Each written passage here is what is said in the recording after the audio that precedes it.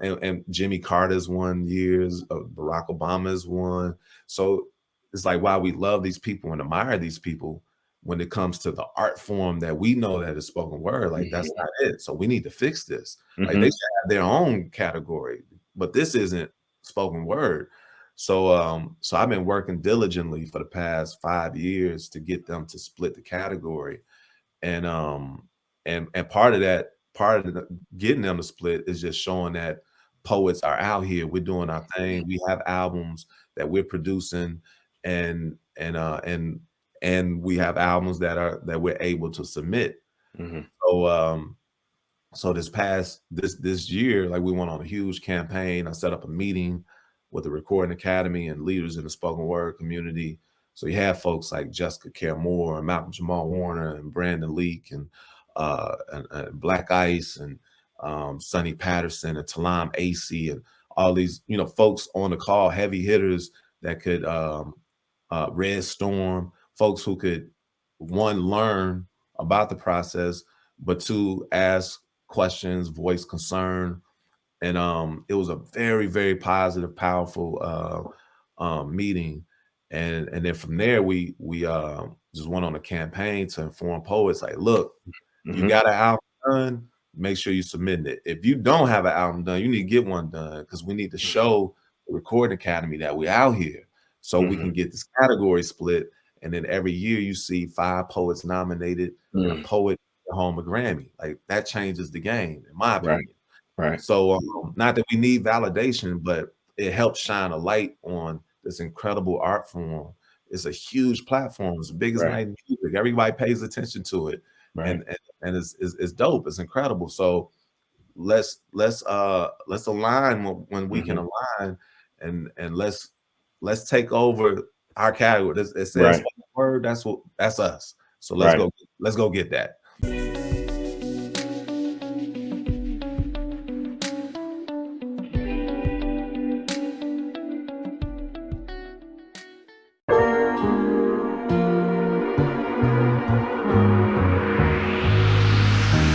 Find a way, find a way. Ain't get no time now. You in the way. Hey, it's Christoph Jenkins of the Poet Life Podcast, and I am very honored and excited to have Grammy nominated Jay Ivy. How are you, sir? Man, doing great, my brother. How you feeling? I'm excited, man. I'm great. I'm doing well. And this is our first time Poet Life Podcast and our audience having a Grammy nominated spoken word artist guest on the podcast. So I'm very excited, man. I'm good to go. That's love. Appreciate you. Yes, indeed, man. So talk to me, man. I want to start from the beginning. Where did poetry come in for you? Man, poetry started for me in high school. It was a very natural, organic beginning. My English teacher, my junior year, her name was Miss Argue.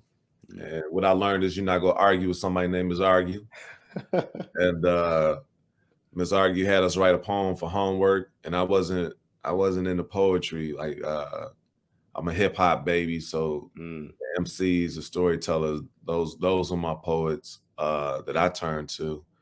But I didn't look at I wasn't exposed to poetry outside of Maya Angelou and Langston Hughes and Shakespeare, the poets they taught us about in school. Yep. So I go home to write this poem, do my homework. And at the time, I was good at writing notes to girls, but I didn't think of myself as having a gift or anything like that. So I go write this poem because I really wanted to get outside and go hoop with the fellas. So I'm like, let me get this homework done. Yeah. And I saw some clouds outside the window, and so I'm writing this poem called "It Once Was a Cloud," and it's about this cloud changing forms or whatever. The game we all play. Yeah. And I come to class the next day expecting to turn it in, because that's what we did with our homework. We turned it in, and Miss Argue, she surprises everyone, makes everyone read their poem in front of the class. Ooh. I was a very shy kid, didn't have confidence, anything like that. And I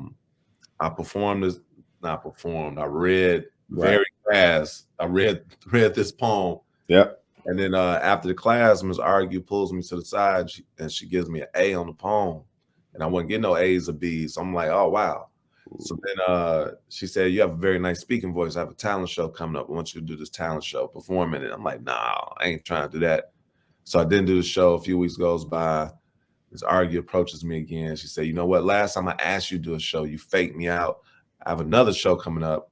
And this time I'm not asking you. You have to do it. Ooh. And Ms. Argue makes me do a show. My first time ever on stage. I got a standing ovation. And it was just life instantly changed. It was like, Ms. Argue, when's the next show? When's the next show? Ooh, challenge. So, yeah, after that, like after having that moment and seeing that people actually heard me, people actually saw me and would actually listen to me. Right. And then respond the way they did. You know, I'm looking at a room full of people standing up clapping for me. It was life changing. It was life changing. So after that, it was, man, how can I get that feeling again? That's good. That's good. You know, you and I are very similar in that way as far as origin. Mine was first grade, and my teacher asked us or told us to create a poetry book, not to write a poetry book, but to create it. I'm talking about binding the paper, staple it in there, everything. You know what I'm saying? And I got an A on it. I don't know where that book is, but right then and there, I was like, yo, this is interesting here, you know? So from there, you went almost straight from writing to performing as well because of Miss Argue. Yeah, it was right away. Like, I mean, in between that time, my mom, she's retired now, but she was a nurse and she was a supervisor at her dialysis unit. And every month she would put out newsletters. So when I got that A on that poem, I took it home and, you know, I'm like, Mom, look, I wasn't getting no A's or B's. So I'm like, look, I got me one. And she read the poem. She was like, wow. She's like, you really have a gift. And that was my first time hearing that. And she asked me to write another poem for her newsletter. So I wrote this poem called The True Meaning of Life. And ultimately my mom's became my first publisher. She put the poem in a newsletter, and then I started getting feedback from her friends and co-workers, her patients. And it was just this positive feedback. But the stage is what really, really had my attention. That was like instantly, like in my mind, I realized I was good at it. Writing, I was still growing that confidence, but the stage, it was, you know, I went from 0 to 100.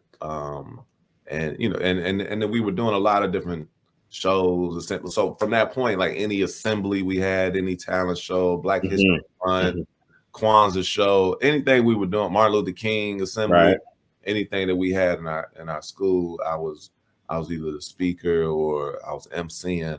So like the stage instantly had me at what's up, you know. Right. And, right.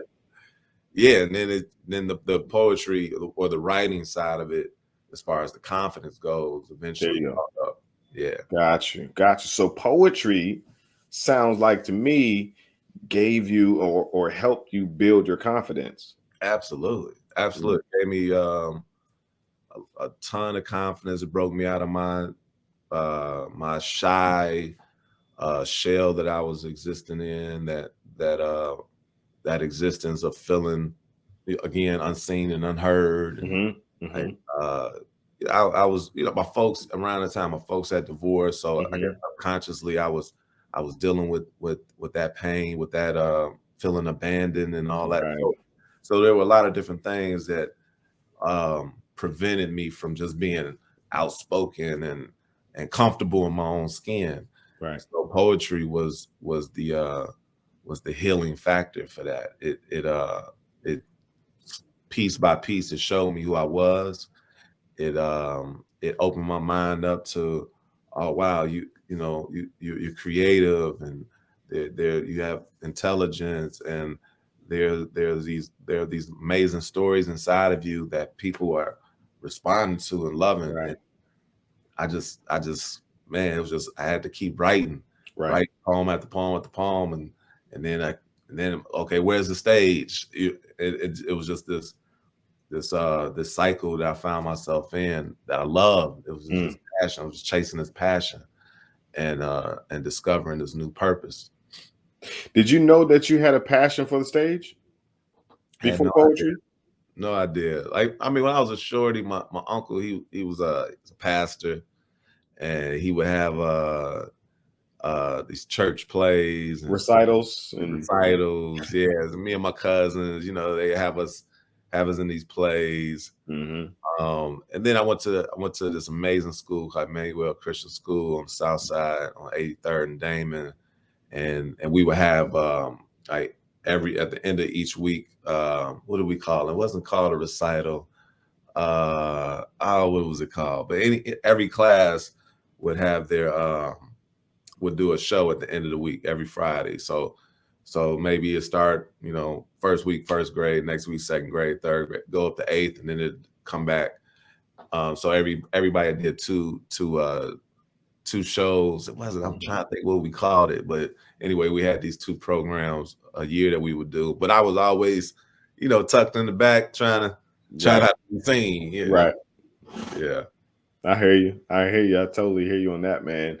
So, no, for myself, I was definitely one to love to write, but I never caught the passion for the stage.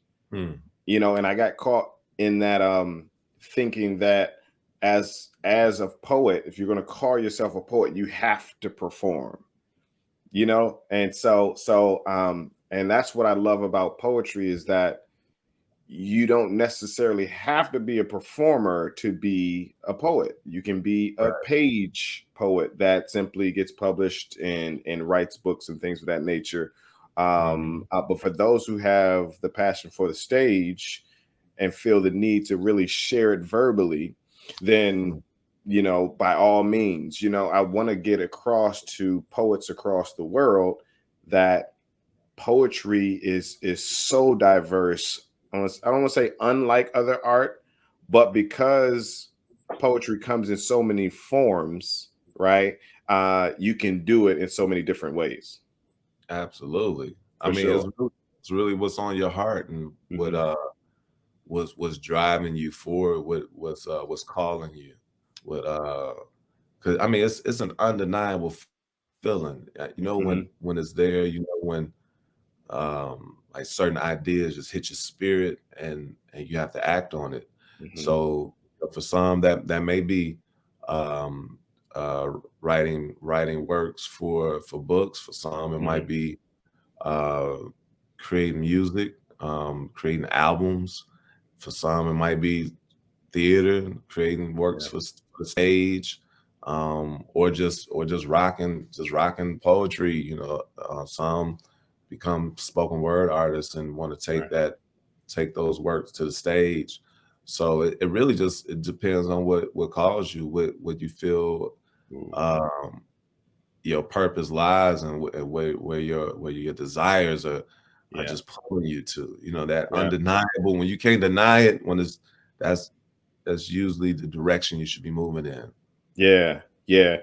The other part that I heard from you that really tipped it for you was your mother. That Mm, one person that saw it in you. yeah, Because a lot of people don't have that. You know what I'm saying? They gotta go and bump their head here. Oh, that's not it. All right, let me go. That's not working. You know what I'm saying? And for years, you're just trying to figure it out yourself. But to have someone that says that's a gift, and yeah. then it clicks in your head, I never thought of it like that. You know what I'm saying? So what did that do for you? I know you spoke to it a little bit, but like, you know, in hindsight, looking back, what do you think you would be here if your mom didn't see that in you? Um, I mean, if I was, it would have been a much longer road. Hmm. Um, because I feel like what's meant is meant. Hmm. Hmm. But Hmm. having my mother, I mean, that's my heart. That's my hero. That she's the one who raised me up and cared for me and my brothers and looked Hmm. out and always always has a wise word. Um, so to have her, and she's very blunt and honest. She's Sagittarius, so she speaks what's on her mind and give it to you real. Yeah. And to have her see something that I wrote and tell me, and you have a gift, that it definitely, I mean, that hit me in the core of my soul. That Mm, it spoke volumes and smacked me in the face and like, oh wow, like this is something special. I thought it was mhm. just an A on the paper, but Right. this is something special. It's not, maybe it's not just me being good and writing notes to the girls I like. Mhm. Maybe it's more than that. Right. So to have that, it definitely added a lot of jet fuel. you know, Mhm. I was taking off, but that seed that she planted was absolutely Mm. some jet fuel for the liftoff. Yeah, that's so good. And that's a good segue, man, because a lot of people are getting those confirmations and those affirmations that this is really like what you wrote, what you performed is really good. It may be more than just a hobby for you. You might want to look a little deeper into it. You know what I'm saying? And I think a lot of poets kind of teeter totter because for so long, so many people said, there's no money in poetry. I don't know if you can do that as a career or even a side gig. You know what I'm saying? You might just want to keep that in your notebook. I don't know. Right. You know what I'm saying? So segue wise, how or when did you figure out that you can do a whole lot more with your poetry and not just perform, at this recital, this talent show? How did you know you could do a whole lot more with your poetry? I mean, I was always somebody who dreamed very big. Mm, So even before poetry, I had big dreams, even though I didn't know how to get to them, or if they could become a reality. But I still, um, a big imagination, and I always felt that I was put here to do something special. Um, so me just chasing that feeling and falling in love with poetry and falling in love with the stage. mhm, It was it was a it was a it was a it was a constant, one thing led to the next. I would do this show and that would introduce me to this person, and that person would invite me to another show, and so it was these opportunities that would unveil themselves because I was committed to moving in this path. Like I had this love and this passion that I had to move forward with. And it really just it took over my entire existence, from what was on my mind to mhm, the conversations I had to me being in class writing the paper and that paper turned into a poem. I couldn't shake the feeling. mhm, And one of the things I'm working on, this project right now, it's a documentary about Kanye, mhm, and mm, it'll be on Netflix in February. And through that, we've been having a lot of conversations. And one thing that there was this quote that popped in my mind maybe a month ago that says, "Instincts are the seeds of our purpose." mhm, mhm, Like when you're young and not even necessarily young, but in those seasons or those chapters in your life where you feel lost and you feel like you're trying to find, discover who you are and what it is you're put here to do. Um, like why do I have, this skill set, these set of gifts, and why am I surrounded by the people I am and doing the mhm, things I'm doing? Whatever it is to me, in my mind, what I've noticed in my life is that instinct is even when you don't know, mhm, instinct will guide you. Like you'll get those signs, you'll meet these people, you'll be moved or drawn to these places, and it's your instincts become the seeds of your purpose. They are the things that push you along, pull you along to help you discover what your purpose is or realize what it is. And early on, as I'm moving around, my instincts, they just kept Mm-hmm. pulling me to different places. I remember doing a show where I had an opportunity to open up for Kevin Powell. This Kevin Powell was on The Real World, and he was writing for Vibe magazine. And Kevin is the man and was the man then. This is like the late 90s. And he came to Chicago to do a show, and I ended up, I know I wasn't old enough to get in the club. Somebody got me in, I think I was 19. They got me in the club, and I had an opportunity to perform, open up for him. And Kevin, he came on stage afterward. There was a few folks that had performed that he came on stage, and he was like, who was that young brother doing that poem called My Streetwise Brother? I was like, I'm shocked. I'm like, yo, that's me. Wow. And he was, oh man, bro, that was amazing. Keep doing your thing. I'm gonna be looking for you. I'm like, oh wow. And then we connected. And I remember him telling me he had he was part of, it was a Atlanta arts festival. I think it was the name of it. It was this big arts festival. Mm-hmm. He was like, man, if you get to Atlanta, I'm hosting this show, then come on through. I'm like, oh, yeah, absolutely. So when time came around, I'm still young and barely had a job, had a little part-time job. I ain't had no money, but I got enough money to get on the Greyhound. I got on that Greyhound bus, and I took that, however long that trip was from Chicago to Atlanta on that Greyhound. And when I got there, it was just, I had enough time to get to the show and catch the end of the show, and I performed. And after I performed, I had no money for no hotel. I ain't know nobody in Atlanta. Right. So I walked right back to the Greyhound and got back on the bus feeling like $1 million, feeling incredible to know that I had an opportunity to perform in front of somebody who I looked up to, Mm-hmm. and to perform in front of a room full of other folks who weren't exposed to my art. And it was just an incredible feeling. And there were moments like that kept driving me to just perform. Like it was just about sharing this art. That's all it really was about. How can I, what stage can I get to? Oh man, they doing something in Philly. Let's drive out there. My buddy hooked up a homecoming performance at Winston-Salem State. I'm gonna drive down there. Oh, my people got something at University of Illinois. I'm gonna drive over there. I'm gonna keep it moving. Mm-hmm. Figure out how to perform and share this work. And I remember the first time somebody gave me $25, and me being completely shocked. Like, you gonna give me money to perform? Like, I mean, I'm years in, and it was like, wow, you gonna actually pay me to do this? Like, this is what I love to do. You gonna give me money to do this? And then from there, it slowly became not just a career where I'm just performing for the passion of it. Mm-hmm. Now I can support myself, and I can pay some bills, and it just kept growing, and the name kept growing, and the opportunities kept growing.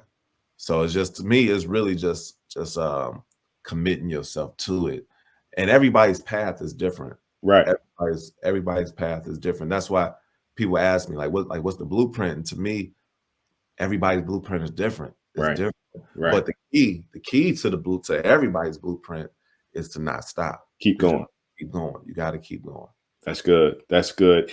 And as you keep going, because what I keep hearing is, as you're talking, the connecting dots are the relationships. Absolutely. It's the relationships, because you said, all right, cool, this university here, this city, this state over here, I know somebody over here that's doing this over there. Let me reach out. So it's the relationships that you're building, but you're also in that process perfecting or improving, because nothing is perfect. You're improving your art. Yeah, absolutely. Yeah. It's time to create an unforgettable experience at your next event with the Poet Life by booking a keynote poet. Poets excite your audience with motivating messages, charismatic delivery, colorful rhythm, powerful prose, and heart-filled stories with a style of spoken word that's tailored specifically to your event. The Poet Life has keynote poets in your city of all ages and backgrounds. Visit thepoetlife.com to learn more and book your poet today. Yeah. So, but it's so wild though. You said 18, 19. So, wow. So you were super young, grinding. Oh yeah. Yeah. And I mean, I didn't look at it like that, but Right. that's exactly what it was. You just going. Yeah. Yeah. I mean, I started performing, you know, my junior year. I was In high school. yeah, I was 15 going on 16 when I started. And then after high school, I went to Illinois State. Okay. And at Illinois State, it was I get on campus and I'm trying to figure out how to get back to the stage. I remember I went and talked to the speech team coach. The speech team coach, he he um he was gonna give me a spot on the team. But then at the same time, I ran to one of my buddies who I used to run track against, and he was like, "Man, you should come out." I was running hurdles and high jump in high school, but hurdles was my race, and he was like, "Man, you should come out. We don't have no hurdlers. You should come out for the track team." I was like, "Oh, word." So I walked onto the track team, so I couldn't do track and speech. So I rocked with track for the semester, and then a couple weeks before our first meet, I finally got a show, and I remember telling like we would with track we would work out in the mornings, like weight room, and then 3 o'clock after classes, we practice, and then we would all study together as a team, like 7, 8 o'clock. And I finally got booked on a show on campus, and I told my coach, like, "Hey, I gotta go do the show. I ain't gonna make study hall." And she was like, "Oh, you gotta decide."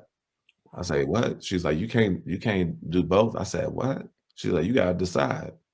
And as much as I love track and the idea of being an athlete and all that, oh no, I'm going to do this show. I'm going to do this show. So yeah, it started early on for me. Just wanting to continue this path that poetry was laying out for me, that my instincts and my intuition was telling me to follow, and that my love was just fueling me to keep going. So yeah, I was young, but then I was only in school for a year and a half because I got real depressed. My pops wasn't in my life still. At this point, it was almost 10 years that last time I seen him, and I was very depressed. And it would come out in the poetry. It would come out. These were the things I was writing about, and they were the poems that had a lot of love in them. Then there were the poems that had a lot of anger in them, and a lot of sadness in them, and or just wondering about life, and just these random thoughts of, you know, why is the world the way it is? And so I was only in school a year and a half, flunked out. But when I got home, I didn't want to disappoint my mama. I'm like, my mom's and spend her money for me to go to school. Here I am back living in her basement. I was like, man, the only thing I know I'm good at is poetry. So get out here in Chicago and figure this thing out. And I remember just going out and just trying to get on any and every stage I could. I would one of my buddies, Damon Williams, he a comedian, relationships comedian. And he's, "Oh man, I seen you do your thing." He's, "Man, come down to All Jokes Aside." And I wasn't old enough to get in the club. He's like, "Man, don't worry about ID." He's like, "Put your name on the list." He's like, "Just wait in the lobby. I'll come get you." So then he invites me in, and I come in to perform, and then there's comedians like Dion Cole from Harder They Fall and Blackish and Lil Rel and my buddy Cootie, who's directing the Genius, the Kanye West documentary I was telling you about, and D. Ray Davis and Corey Holcomb and Tony Schofield and all these great comedians, and me, like, I was doing poetry when it wasn't cool to be doing poetry. I was going to ask you that. Yeah, it wasn't like the cool thing yet. It was, we talking the 90s. We talking mid 90s, late 90s, and where rap is heavy. Rap is heavy, and poetry, it was respected on the underground circuit. You had to find those pockets where people people had love and respect and was supported. But as far as the general masses, it was still looked down upon or looked at as a joke or that's soft Right. so there were times almost getting fights in college. Now here I am going into the Lions Den with all the jokesters in the world, some of the coldest funny men on the planet, and they embraced me. They showed me the most love, and I was like, "Oh wow!" And it was like it was surprising, but then it showed me that oh, comedy and poetry are one and the same. You have a person standing alone on the stage with a microphone telling their stories. The delivery is different, but essentially it's cut from the same cloth. Right. And they knew that, and all of them were older than me. You know, they 5-6 years older than me. Um, so they embraced me, but there were moments like that. I was just trying to find any and every stage I could just to let people know that I had something special. I knew I had something special. So really it was early on, it was that drive to again just find any and every stage I could. And then when I wasn't being booked, I would book myself. I remember going to talk to DuSable Museum, it's historical African American arts museum here in Chicago, named after the man who founded Chicago. Chicago was founded by a Black man. And I remember going to the museum and with this idea, like, man, I want to do this show. And I didn't have money and didn't have sponsors. I didn't know anybody. And they gave me the venue for free, just based on the mission I was on. And I called other friends, poets, singers, dancers, MCs, friends of mine, like, look, I'm doing the show at DuSable Museum. Come rock with me. And we did the show called Young Talent. Me and my guy Reggie, shout out to my big brother Reggie. We did this show, and it was incredible. The newspaper, the Chicago Defender, wrote about it. You know, so now I got a newspaper article, and it just showed me like when you decide to not wait on others to make things happen, like if you build it, they will come. So here was something I built, and as a result, other people paid attention. People came out and supported, and newspapers wrote about it, and it was just more fuel to keep going. Okay, what's next? What's next? What's next? Yeah. So early. Yeah, it started early. So at what age were you then when you created your own table? That was either 19 or 20. I may have been 20 at that point. I know I wasn't 21. I still wasn't old enough to get in the club. I know that much. Yeah. Yeah. So it was just, I don't know. It was just a drive, and a voice saying like do this, like you can do this. And and I mean, and that comes from you know, being from Chicago, that comes from my family. Chicago is a very it's a blue collar town, it's a gangster town, but it's also a go get it town. It's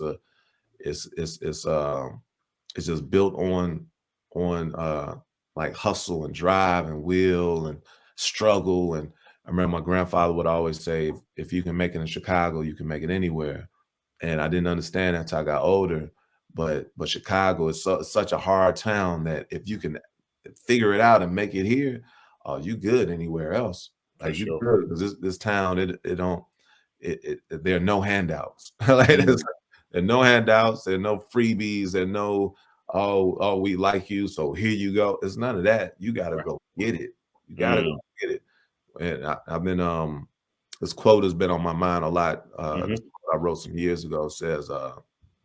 It says you can get in where you fit in, or you can make room. Like you can wait and let it get in where you fit in, or you can make room, make room. And that was what Chicago taught me. Chicago taught me to make room. Like there is no blueprint, there is no lane. Yeah, there are people that I can look to that I have great admiration for, like Gil Scott-Heron and the Last Poets and Maya Angelou and Nikki Giovanni. And there are great examples, but I wasn't in contact with these people to find out how they got to where they got. So for me, it was like, man, I want to do that. I'm hearing Ursula Rucker on the Roots album. I'm seeing Jessica Care Moore on Apollo. I'm seeing Saul Williams and Slam.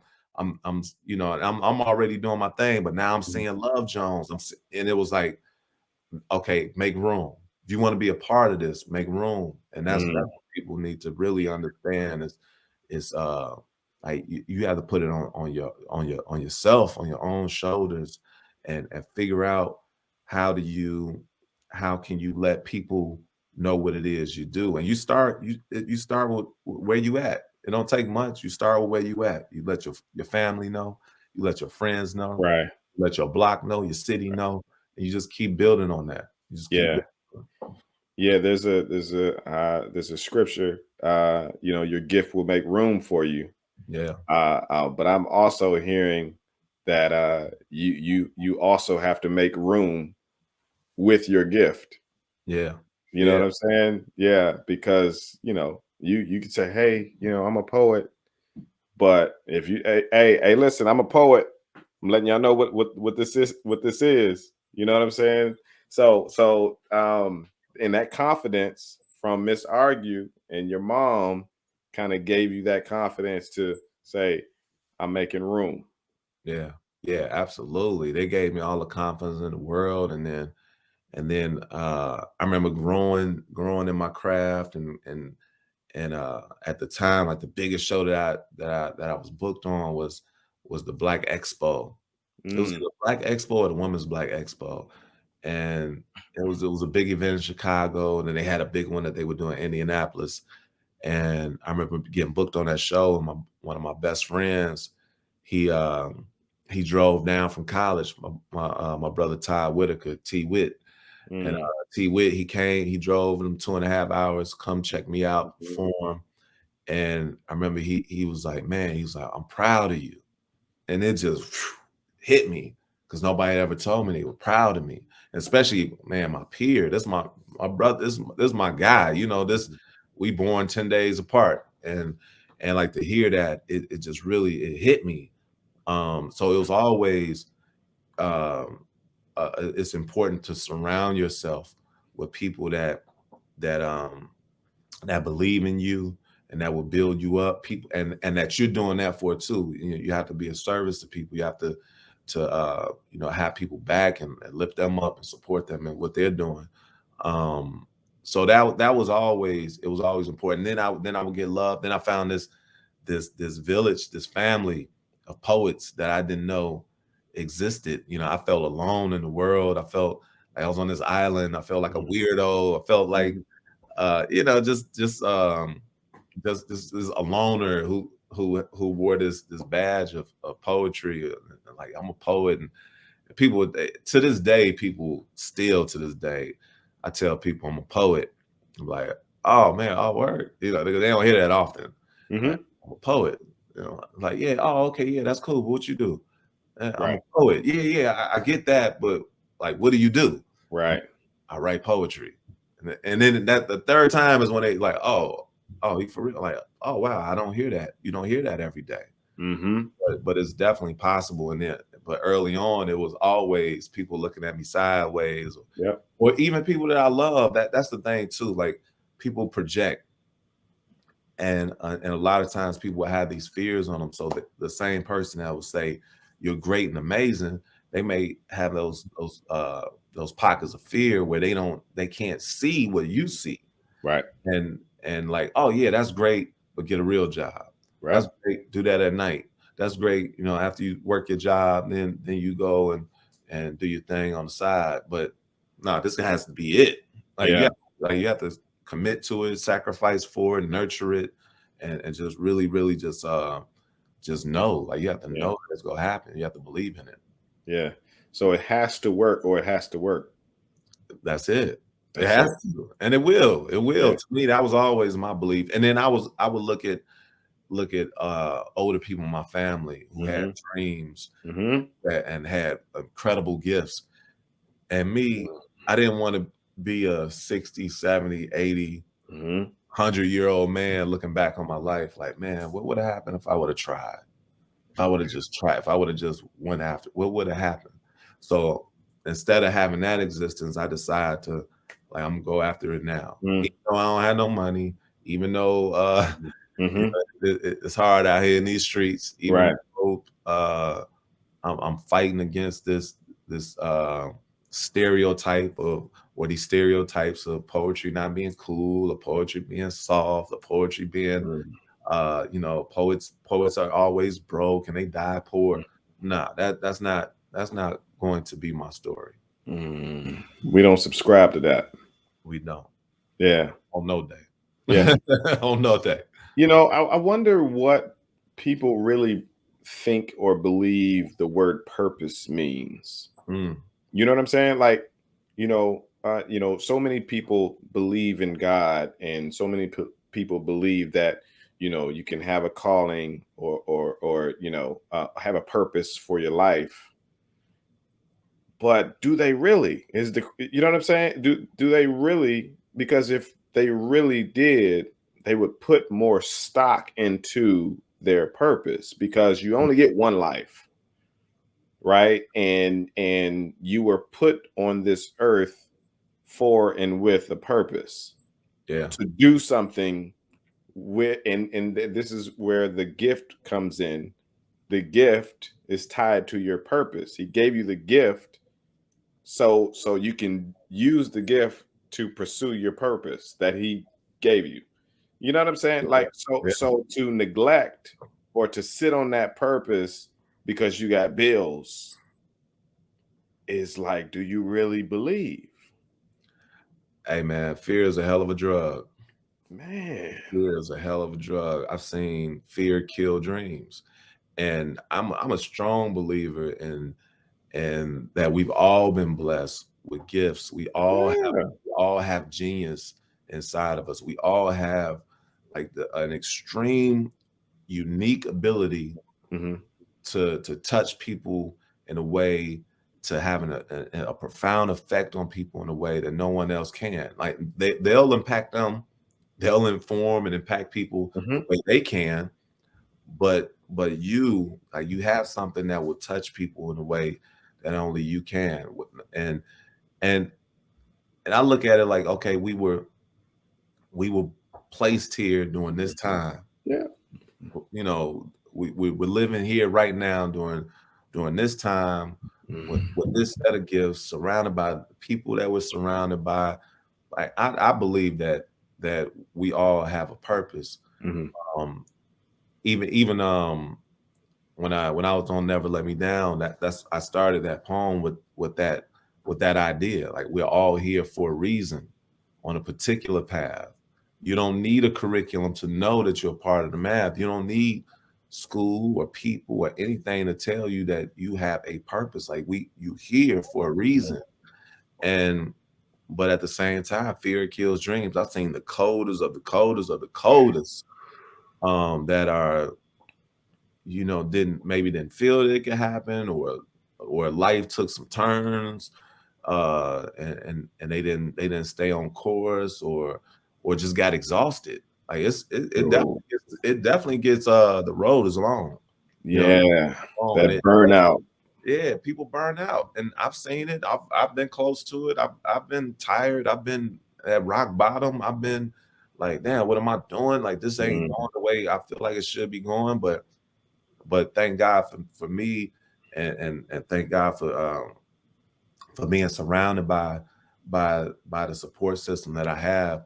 It was always either somebody by my side, or mm, somebody, or the ancestors opening up doors, or somebody calling my phone that was something, an opportunity, or again, creating our own. Like, okay, let me dust my shoulders off and get back on, mm. and make something happen. It was always something to keep me going. Always Yeah. something. Yeah. And the times I can look back at, so I'm 45 now. I can look back at 30 feeling like, damn, what am I doing? I'm not where I'm supposed to be.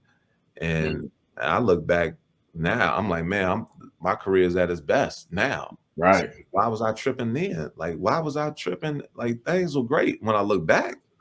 But we get caught up in age, we get caught up in expectation, we get caught up in people's projections and their Mm. fears, and listening to, even, I mean, it could be somebody you love and trust, and would die for, but or live for, Mm. and they come in with their opinion, their suggestions about what you should be doing with your life. Mm-hmm. Sometimes they be on point, but Sure. you gotta be able to decipher, and you gotta have Yeah. the discernment to know, okay, this is good. I can take this, man. I love you too, but that Mm-hmm. ain't for me. Like Yeah. you got to be able to draw the line. Yeah. Okay. All right. So this is very good. This is because I'm feeling full. Um, and I know those who are listening and watching, they're listening and watching intently.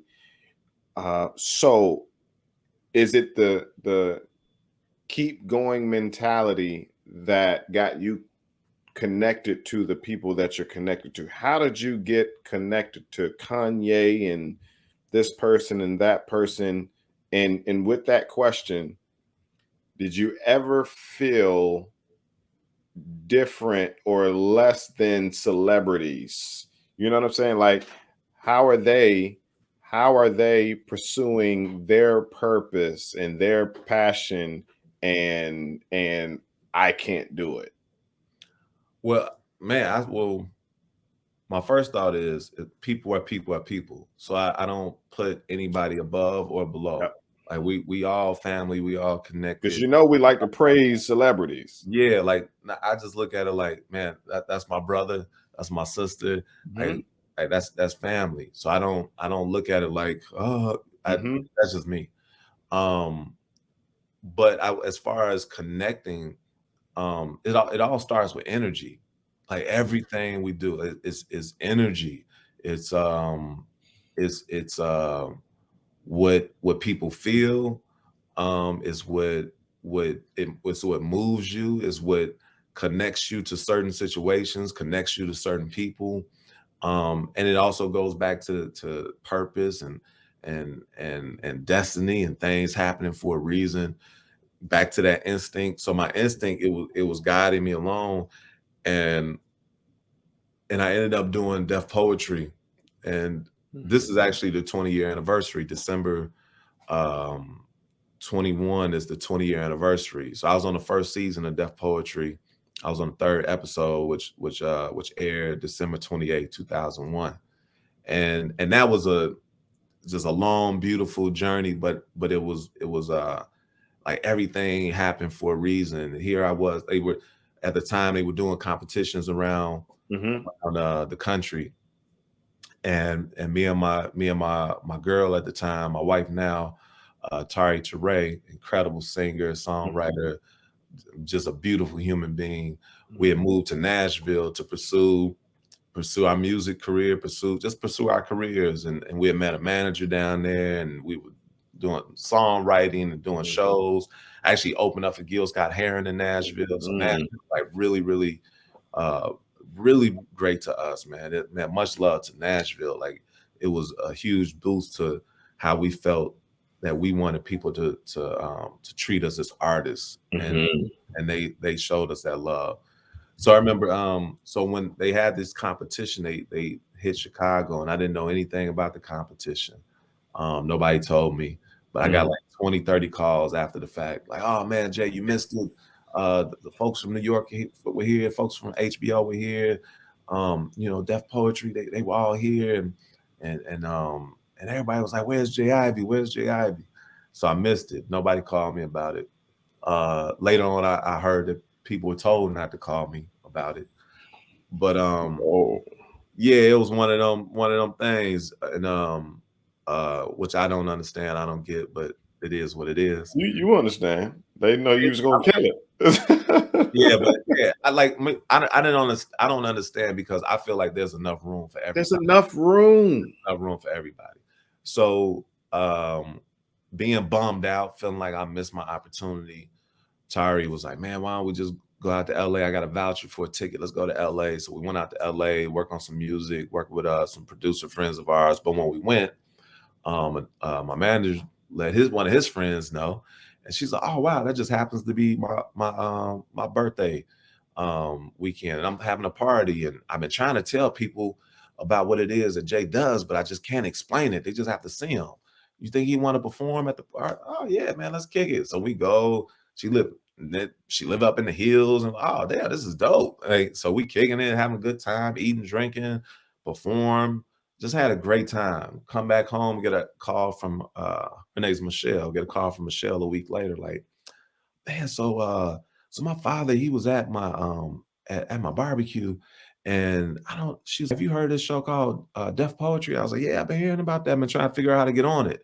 And she's like, well, my father, he's best friends with Stan Lathan, who's directing the show, and him and Stan had lunch, and he told Stan all about you. Now Stan wants to meet you. He wants to see you perform. She's like, you think you get back out here? I'm like, I'm in my mind, I'm broke, but I'm like, I'm gonna find a way back out there. And then the very next day, I get a call out the blue from another friend named Bruce Jones, and Bruce Jones is like, "Man, Jay, man, I got this show. It's like, he's like, it's I don't have a lot of money, but I can pay. I can, get your flight and get a hotel for you, and put your name on a flyer." He's like, "It's at the Knitting Factory in Hollywood." And I was like, "Man, when is it?" Because I had 4 weeks to get back out there to see Stan. I was like, "When is it?" He was like, "It's in 3 weeks." I was like, "Man, I'm there." I go do the show. We invite Stan out, and Stan actually came out to see me perform. Wow. And then I ended up on Deaf Poetry. And like that was an example of, like, energy, like just drawing me. And then having that support system of like, "Hey, it's gonna be all good. Like, we good. Let's just keep moving. Let's just keep moving." That was the key. Keep moving. Don't soak in it. Don't don't just give in to the loss. Yep. Right. So then so when I went to go do Deaf Poetry, there just happened to be some of the homies from Chicago that were there, and my buddy Cootie and John Monopoly and B Cole and a few other people. And when they saw me, they were like, "Man, because when I got on, I didn't tell nobody. I just went, I just went. I'm good." So then I get out there, and then I'm running to them. They like, "Oh man, Jay, you on this?" I was like, "Yeah." They was like, "Man, what show you on?" So it was 2 tapings. I was like, "I'm on the second show." They was like, "Oh man, we sitting in the front row, Chicago style." I was like, "All right, okay, all right, no, that'll be dope. That'll be dope." You know what I mean? Man, when I walked down on that stage, the whole left front row was all Chicago. And man, I had the opportunity to rock. I felt some comfort. I felt home. I felt just that love that I needed in the moment. And then after that, me and Cootie, we just started building. Cootie was one of the, like I was saying earlier, he was at the comedy show early on, the comedy club, all jokes aside. He's one of the comedians I got cool with. I would see him around the scenes, see him at different parties. And we was just cool and passing because he 5 years older than me. We got our different crews, different so we didn't hang together on the daily. But when I did Deaf Poetry, he was like, "Man, Jay, you need to get out here to New York. You should move. You should move, man. You'll do well out here." So maybe like 7, 8 months later, I ended up moving. And when I landed, me and Cootie, we kicking it every day now. But then Cootie, now he's documenting Kanye. So he's with him every day. So now I'm kicking it with Kanye. I met Kanye in Chicago briefly, but now this was just the Chicago crew in New York. This like 2002. And it was like maybe a few weeks after I got there is when Kanye got his record deal. And then maybe a month later is when he went to LA working on music, and he got in that car accident. But before that, it was like we were building in the studio, and I performed. He knew my work, and he knew I was on Deaf Poetry, and it was Cootie, and there was another one of our buddies, Old School Ice Gree, incredible MC from Abstract Mind State, this group, Abstract Mind State. My buddy JB Marshall, my girl Tari Teray had moved out there. So it was just the Chicago crew. And it was really just love. Like, it was really, we were all very excited for everybody else, like ourselves, but we were excited to see that everybody was making moves. It was, again, it goes back to just this beautiful energy and this connection, this love. So when Kanye got in the accident, he had Cootie come to LA, and Cootie a couple days later called me like, "Yo, man, Kanye got this song with him and Jay-Z on it. He want to put a poet on it. I told him he needed to put J Ivy on it. I'm like, man, come on, man, stop playing. I'm like, that ain't funny. He's like, no, for real. He's like, you need to get to LA right now. So he played the song for me over the phone. I really couldn't hear the words. So Cootie telling me what Jay-Z saying in his verse, telling me what Kanye saying in his verse. And he's like, Jay, man, get out here. I was like, I'm gonna find a way. So I hung up the phone, and my first thought was, you need to write something right now. And that's another key, like, don't overthink things. So I was writing, I just happened to be writing when he called me. So I turned to a blank page, wrote the date down. I wrote Never Let Me Down, the title. And then I wrote, first thing came to my mind, we all here for a reason, a particular path. You don't need a curriculum, know that you're part of the math. And my mind went completely blank. I'm like, man, this ain't the time for writer's block. Right. You know? So then I started banging on the page. I was like, God, I need a piece right now. I was like, please give me one right now. Put my hand back to the page. My hand just started writing. I wrote a full page, turned the page over, wrote a few more lines. I stopped. I read over the piece. I was like, man, it's kind of hot. So I read over like 4 or 5 times. I called Cootie back in 10 minutes, like, dog, listen to this. So I spit the poem from over the phone. He's like, oh, man, that's crazy. That's crazy. So he was like, man, hold on, Jay. So he goes in another room, and it's like music loud, people are loud. He's like, Jay, I'm put you on speakerphone, spit the piece again. So I spit the poem again, like I'd done it a million times already. And when I finished, the whole room was like, oh man, I'm in Brooklyn, broke by myself. Like, what's good? What's happening? You know, like, what's going on? So then I hear Kanye like, man, Jay, spit it again. I spit it again, spit it again. I spit it again, spit it again. I did the joint for like a half hour. The piece is a minute long. So I did it over and over and over again. And then Cootie finally got back on the phone. He was like, Jay, guess what? I'm like, what? He was like, Kanye flying you out here tomorrow.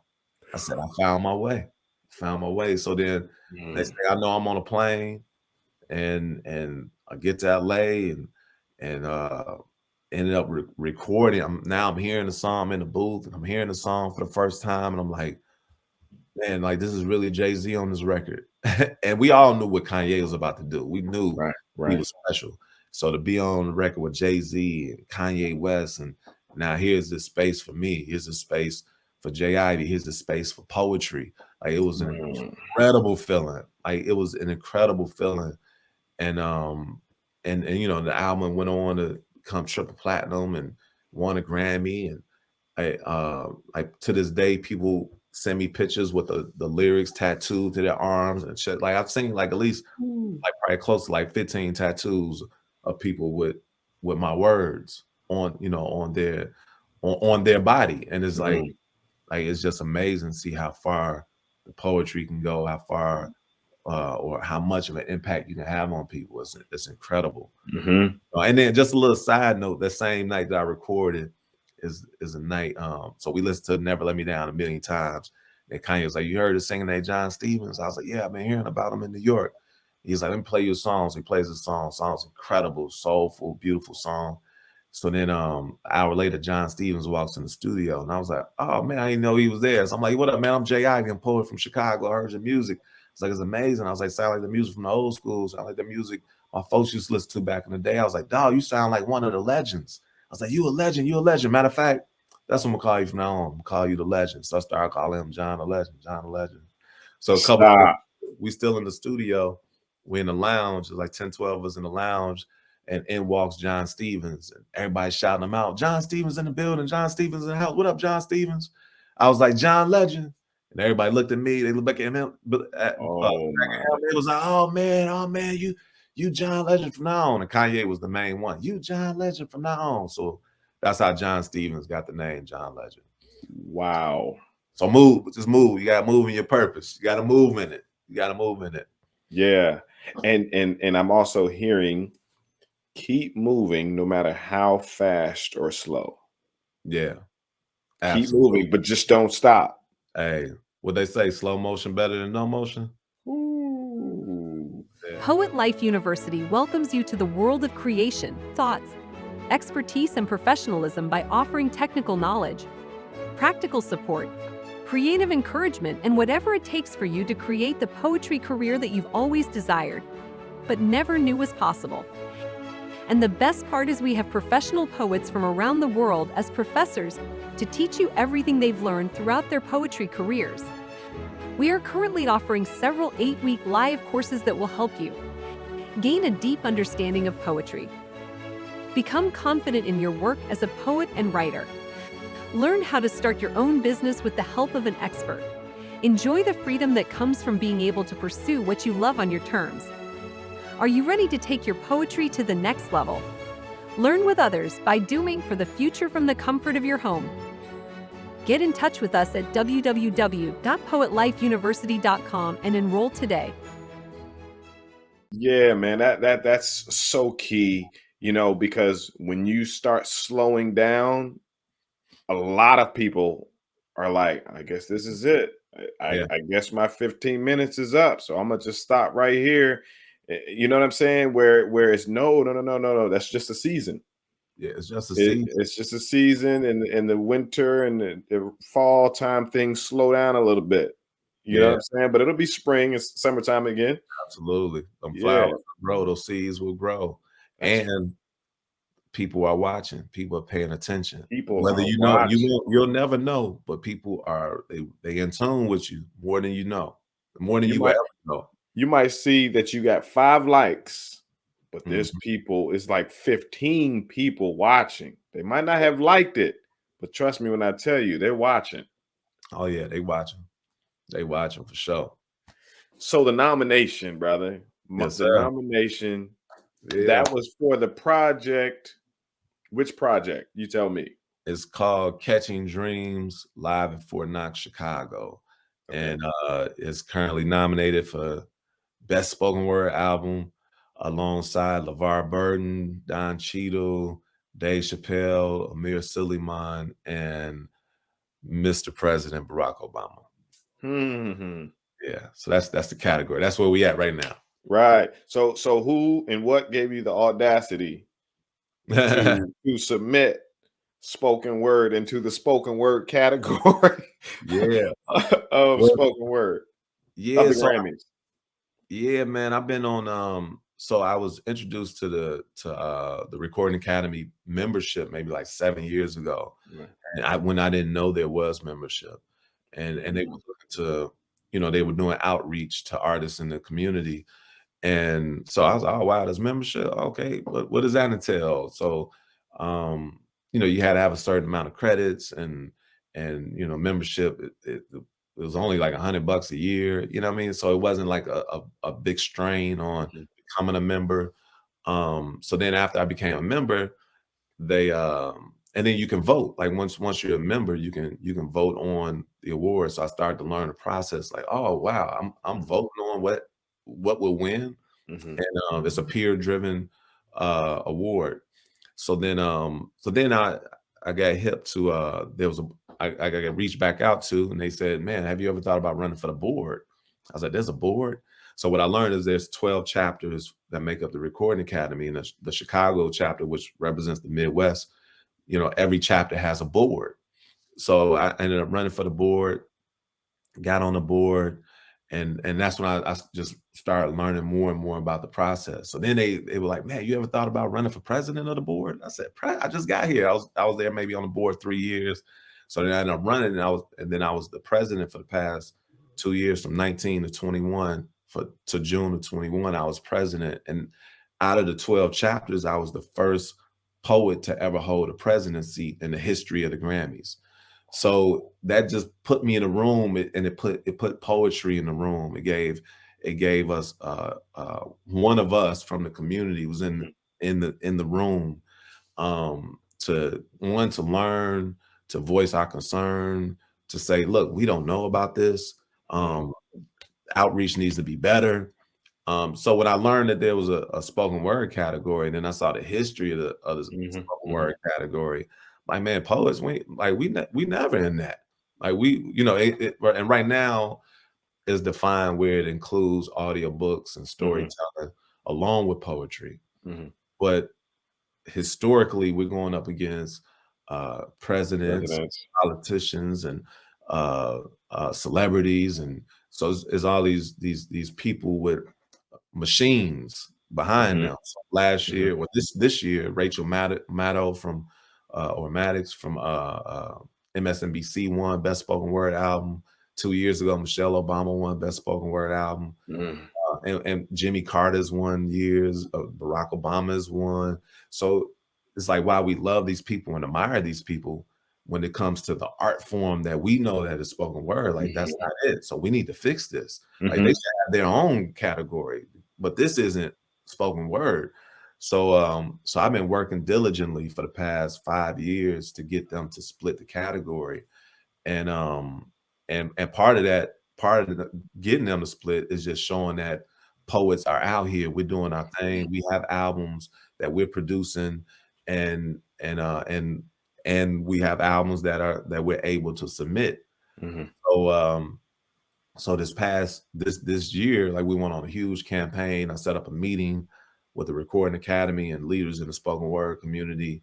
So you have folks like Jessica Care Moore and Malcolm Jamal Warner and Brandon Leak and Black Ice and Sonny Patterson and Talam AC and all these, folks on the call, heavy hitters that could Red Storm, folks who could, one, learn about the process, but two, ask questions, voice concern. And it was a very, very positive, powerful meeting. And then from there, we just went on a campaign to inform poets like, look, you got an album done, make sure you submit it. If you don't have an album done, you need to get one done, because we need to show the Recording Academy that we're out here, so we can get this category split. And then every year you see 5 poets nominated and a poet home a Grammy. Like, that changes the game, in my opinion. Right. So not that we need validation, but it helps shine a light on this incredible art form. It's a huge platform. It's the biggest night in music. Everybody pays attention to it. And it's dope. It's incredible. So let's align when we can align, and let's take over our category. It says spoken word. That's us. So let's go get that. Yeah. So this year, like the goal was to get 100 projects submitted, and myself, I was able to sit myself. I submitted because when you're a voting member, you can submit as many projects as you want. So I can submit my own, and that'd be it. If there's another project that I love, I can submit that. So me myself, I submitted 50 projects this year, with the hopes of showing the Academy, like, look, we here. Like, the poets, we're here. And next year, when it comes time for the awards next year, my hope, wish, and prayer is that we'll have this category split by then. So next year there's 5 nominations happening. So I submitted my project as well. I had an album come out last year called Catching Dreams, which I absolutely love and proud of. It's just a beautiful representation of poetry and music, and I'm just really proud. Like, some incredible musicians played a part on it, and folks from all over the world. And Catching Dreams is really just this story, a lot about what we're talking about. To me, when I write, one of the things I do is I quiet myself, and it's like meditation. I'm listening, and I'm just trying to catch what I hear as much as possible. And through that, I catch this poetry. I catch these stories, and then throughout life, poetry has guided me along, where I've been able to catch these experiences. Like, poetry's taken me everywhere. Everywhere I've been has been because of poetry. So those were dreams as well. So I'm using the poetry to I'm catching dreams with the poetry, but I'm also using that gift to tell these stories about these dreams that I've caught. And I just absolutely love this album. So we weren't able to tour with the album. So this year we said, man, let's get a band together and let's do a film. Let's film this concert. But we did a concert film earlier this year, but we also recorded it as far as like the audio. And then we got that audio mixed and mastered, and then I put it out as an album, and then I submitted it to the Grammys, not having any idea. Again, I'm looking at next year. I'm really like, okay, here's another project to show them that we here. And then when the nominations were announced, man, I lost my mind. I couldn't believe it. So the audacity came from just wanting to show that man, one, I believe in the project. That's first and foremost. I really believe in it, and I really think it's special. but then it was also, man, let's show them like poets, like man, let's posse up and show them, because like the mission that you're on, it's important that we continue to show the world, show the masses that poetry is a incredible art form that changes lives, it saves lives, it really pushes people forward. It gives them inspiration, motivates them to be better. It changes perspective. It gives people hope. It gives love. It gives joy. It gives all these different things. It gives life. Like poetry speaks life, and that was the mission I was on, and now I get to represent that art form on the Grammy stage and part of these nominees, and it's incredible. And big shout out to my brother Amir Suleiman, who's also another phenomenal poet who's nominated along with Dave Chappelle. And to have two poets nominated, it's historic. It's very historic to see that happen. And but next year, we're looking for all 5 spots. And so the poets out there, Let's man, go. get your albums done. Get your albums done. If you're not a member, get at me. Hit me up. J_Ivy is my IG. I can get you the info, or I'll let you know like the info that I would need. Because next year we're gonna have people that's submitting on behalf of those who aren't members, and then that's the next goal is for poets to become members, so they can submit their projects and poets that they know, so we can just continue to thrive and put out great art that would impact people and push the culture forward. Gotcha. That's what we got. That's amazing, man. And so we have Poet Life University, where we teach poets how to do more with their poetry, how to launch a career in poetry, right? And if you look at the bottom, it says uplifting the poetry community, but Yeah. we're also building the poetry industry. I want poets to say poetry industry more often. Yeah. Because if you think about rap, I don't care how bad, good the rapper is, they'll say, I'm working on my poetry, I'm sorry, their rap career. Right. How often do you hear a poet say my poetry career? Right. You know what I'm saying? That it's mindset. Yeah. You know what I mean? We'll always say poetry community, right? But if we believe in this art, we got to know that it's an industry as well. Right.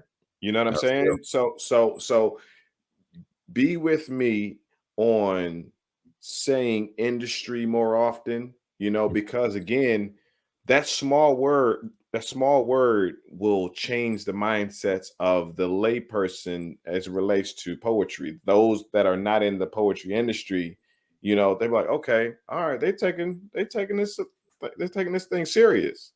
You know what I'm Absolutely. saying? So I appreciate everything that you're doing, man. I didn't know.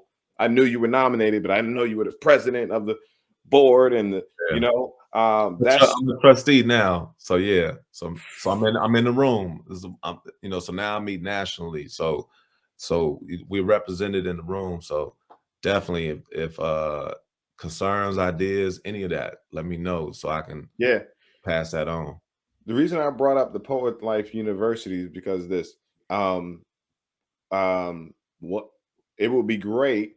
Take a look at your calendar to see if you have some time to where we can actually put together a class for poets to learn how to submit or create a poetry album. Yeah. You know what I'm saying? Because not a lot of people or poets know, but also to submit, because I've looked it up. There's deadline in this month, and then after this, you got to do this to do that, right? Right. And a lot of poets won't submit because they think it's the Grammys. It got to be difficult. You know what I'm saying? It's not. Exactly. And we have to think of ourselves on a higher level, Exactly. on a higher plane. We have to know that I mean, if you're a poet, you know that anything's possible. Yep. So including this. For sure. For sure. We're gonna put some things in place, man. First of all, I just want to say thank you. Thank you. I want to be respectful of your time. I know you're super busy, man. As a matter of fact, the first time we were supposed to record this episode was the day you were nominated Yeah, it for. got crazy. It got You know crazy. what I'm saying? I was like, Yeah, let me let him celebrate. I'm not even going yeah, to hit him up. it got crazy that day. I'm Yeah, sure. I'm sure, bro. So I just appreciate you carving out some time and being willing enough to share the backstory and the information and the knowledge that you have, because someone's watching and listening to this and saying, okay, all right, it is possible. yeah, I didn't I can submit for the Grammys. yeah, You know yeah. what I'm saying? So, and that's why we do what we do here at the Poet Life, man. So, I want to stay connected with you, because I will say this: the Poet Life is also going for a Grammy Come next on, year too. come Yeah, on. yeah, yeah. So Get it. Hey, you've let's get it. inspired us. You know what I'm saying? You've inspired us. As a matter of fact, we're going to do it. Are you familiar with the Wow, the gospel like collaboration CDs? It's like volumes of them. I don't know No, what it's just like an acronym, but I can't remember what it is. But basically, all of the top artists they come together on these well when there were CDs, and they make collaboration CDs. So that's what I'm looking to do, is to make a collaborative album with poets around the world. yeah, it's powerful. So if we win, more than one spoken word artist wins a Grammy. Come on, You come know what on. I'm saying? Powerful. Yeah, man. So just want to put that in your ear there, man. So listen, everybody. Matter of fact, what do you have going on for 2022? So I mean, we're working on a tour for Catching Dreams, so be looking out for that. Sweet. I'm the lead writer on the film Genius, a Kanye West trilogy, which will be on Netflix in February. I'm in this new show just premiered on NBC the other day called The Grand Crew. So I'm on an episode of that. Got a new album coming. Hmm. Still working on the title for that, but that'll be coming in February. And and then Tari Tere's new album. So my wife, I co-wrote and co-produced her album, which is absolutely incredible. So if y'all into some just beautiful, beautiful, soulful music, Hmm. she will be putting her album out also in February. So be looking out for that, Tari Tere. And man, right now that's I mean, some other projects that we Yeah. developing, more Hmm. documentaries working on. Um, I'm the resident poet of the Ernie Barnes Foundation. I'm not sure if y'all should know, be Hmm. familiar with Ernie Barnes. Let me y'all know Ernie Barnes. Let's see. Ernie Barnes, the iconic Ernie Barnes. Oh, Track. So I'm right. the resident poet of the Ernie Barnes Foundation. So That working that's the portrait on Good Times, right? Good Times, yeah. So he used to do all the artwork for JJ on Good Times. Wow. So I'm the resident poet of the Ernie Barnes Foundation. So we're doing a lot of work with Ernie Barnes. God bless him. He passed in 2010, but he was a friend and Mhm. mentor before he passed.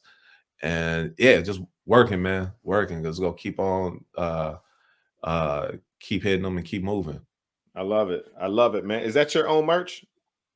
What's that? This leaders. But we got Okay. new, yeah, we got merch coming top of the year too. So be looking out for that. All right, Yeah. perfect, perfect. Good stuff, man. Look, everybody, go follow Jay Ivy, J_Ivy. Go follow him right now and just show him some love. Throw him a comment, some likes, and some DMs, some productive DMs, please. Yeah. and Yeah. and thank you all for watching and listening to the Poet Life podcast.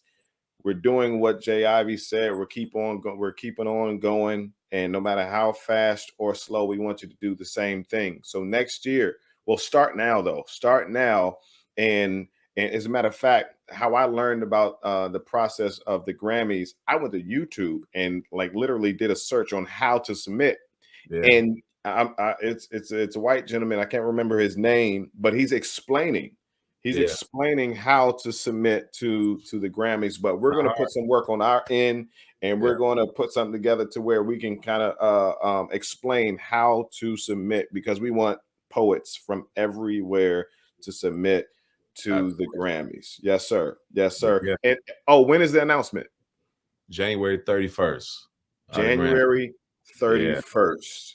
Yeah. All right. So I got a plan, because I want, just like we were like really doing some major things to push Brandon on America's Got Talent. Yeah. We're gonna do the same thing for you and everybody being connected to that spoken word category. So look, man, thank you so much. Yes, It's sir. the Poet Thank Life Podcast. If you're connected to anything Jay Ivy's got going on, keep on pushing him, man, because he's pushing the culture forward. It's the Poet Life Podcast. Jay Ivy, thank you so much. I appreciate you, brother. Much love. Go grab some vinyl too. Catching Dreams. Go grab some you got vinyl. the vinyl too? Come on, man. Come on. j-ivy.com. Go grab that. Go grab that. That's fine. Jay Ivy, man, I appreciate you, brother. Y'all have a good evening. Have a good weekend. Yes, sir. Much love. Peace.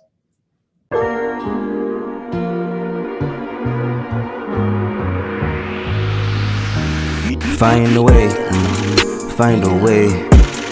Ain't get no time now. You on the way.